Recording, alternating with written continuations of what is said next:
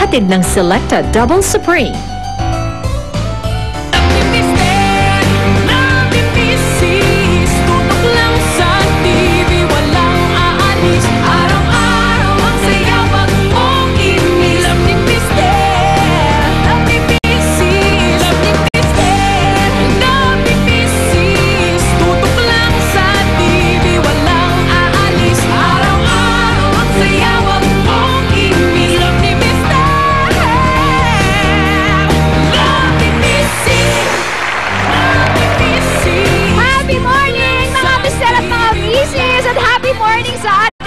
Audience from National University, Sampaloc, Manila!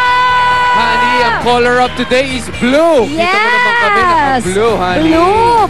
Blue. Good morning and welcome to our show! Good morning, guys.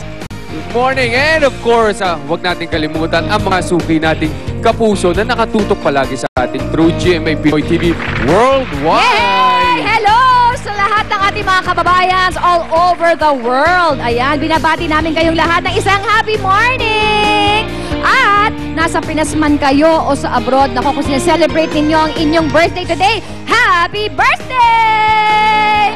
And as usual, may bagong sorpresa at bonggang-bongga sorpresa kami sa isang birthday celebrator today na bibisitahin ni Kumaring Lu sa kanyang bahay para bigyan ng regalo on the spot.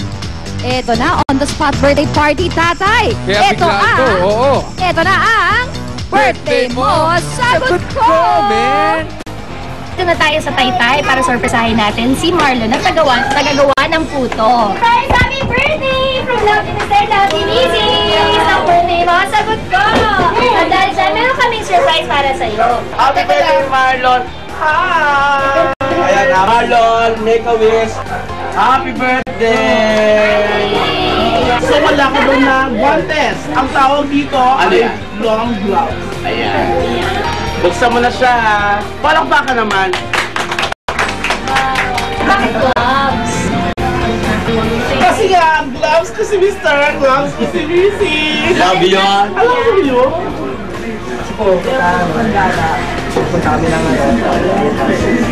Ang motor. Pumupunta kayo ng Taytay. Di ba Taytay po ito?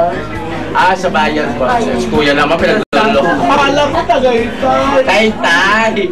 Ano po masasabi niyo po sa Lovely Mr. Lovely Missy? Maraming salamat po sa Lovely Mr. sa Lovely Missy. Happy birthday! Thank you, Lovely Mr. Lovely Missy!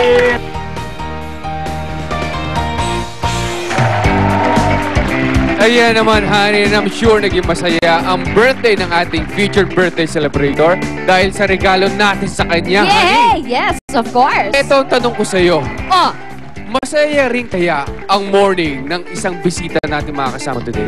nako, tatay, yan talaga ang malaking tanong sa kanila na hanggang ngayon na iniisip ko pa rin, tatay. Pero syempre, we hope na maging happy ang lahat by the end of the show. Kasi po mga kapuso, meron po kaming dalawang kwento na maririnig at talagang susubukan natin na kumbaga, syempre, ang goal na naman natin sana maayos yung magiging yung problema nila. Yeah, magkaroon ng happy ending. Ayan, honey, forgive and forget na naman kasi ang ating magiging sentro ng ating usapan this morning. Dalawang kwento ng alitan ang susubukan nating tuldukan sa pamamagitan ng kapatawaran. May isang hihingi ng kapatawaran, may isa naman magpapasya kung magpapatawad sa nakaalitan niya, honey. Ayan, ang kaya mabuti forgive and forget eh. Tama! Kaya ako, tatay, ang mabuti pa, alamin na agad natin ang ating unang kwento. Alamin na muna natin kung paano nga ang mga pangyayari. Oo, eto na. Ito na nga ang ating unang kwento. Ito na po ang kwento ni na RJ at ni Karen. Watch this. 2004 na ikasal si RJ Mendoza sa asawa nitong si Karen matapos niyang itong mabuntis. Nagkaanak kasi kami yun. Napakasal ako ng di oras nung time na yun. Matapos magkaroon ng isang anak, sino ba naman ang mag-aakalang mauuwi ang pagsasama sa isang mapait na paghihiwalay?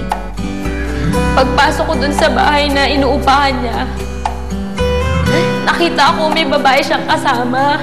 Nagluluto, pinag-ain siya ng pagkain. Diba masakit? Nahuli niya akong may ibang babae. At ang dahilan, inamin ni RJ. Totoo lang, di ko siya talaga mahal nung una eh. Ngayong umaga, naisatuldo ka ni RJ ang anumang sugat na idinulot ng paghihiwalay na ito. Okay naman makipag-usap pero hindi ko pa siguro makasagot ko. Pero wala talaga eh.